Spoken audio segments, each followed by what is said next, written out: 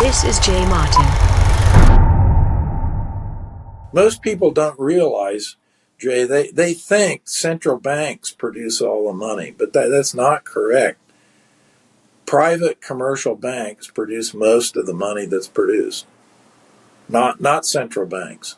By loaning it into existence. Yes. So therefore, then it takes two to tango, as you mentioned, right? Commercial banks can have more leniency and flexibility to lend, but if no one's borrowing, those policies don't matter so much. In the case of China right now, until firms are able to deleverage a little bit, reduce their debt burden, their appetite for borrowing is not going to be there where it needs to be, where it was.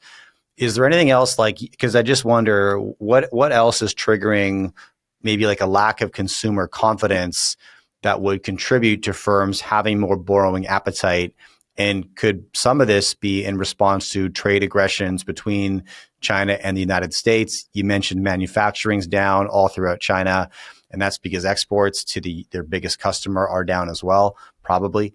But, does that factor in? Confidence comes in because it does affect the demand for credit, the demand function. If you have a supply and demand diagram, in a quadrant up there, what happens if confidence collapses, the demand curve shifts to the left. And that means where it intersects the supply curve, the supply of credit is going to be at a lower quantity. And if the quantity is lower, that's just the quantity of money is going to be constrained. So confidence is a very important thing. And that's a big factor, I think, in the United States, for example, right now.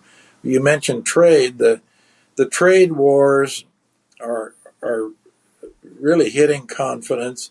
And you have a situation in the United States where it just isn't a trade wars. You have what I call regime uncertainty that's factored into the picture.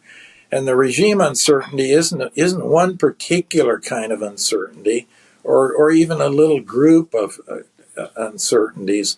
It's the uncertainty associated with the whole regime changing. The rules of the game are changing. The whole thing is changing. And when that happens, what happens with investors? They sit on their hands. They don't know what's going to be the next move. They don't know what government policies will be affecting their potential free cash flow on new investments that they're making, and so they just don't make the investment. Now we had that, by the way, in the New Deal in the United States in the 1930s. Franklin Delano Roosevelt was a president, and when he came in, the New Dealers started changing everything. It's a little bit like what Trump's doing now. So you had regime uncertainty, and as a result of that, the lack of confidence was huge, and investment just stopped in 1929.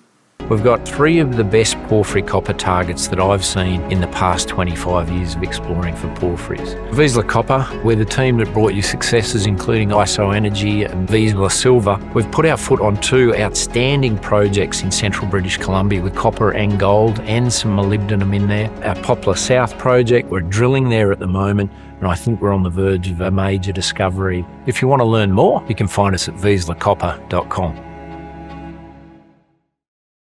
So you had 2 things going on that make my point, and that is that you had a huge decline in the money supply in the United States, massive decline in the money supply. Then you had the Smoot-Hawley tariffs and all this regime change and regime uncertainty that was going on, and that piled on the huge reduction in the money supply and made the Great Depression a lot worse, and it lasted a lot longer than would have been the case if we hadn't had regime uncertainty.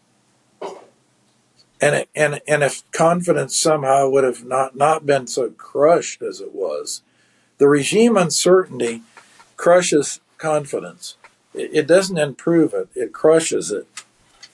And once you lose confidence, of course, you got a big problem on your hands, because, as you say, among other things, the demand for credit will dry up. Even if the banks have the capacity to produce money, they won't, because no one will be there to demand it.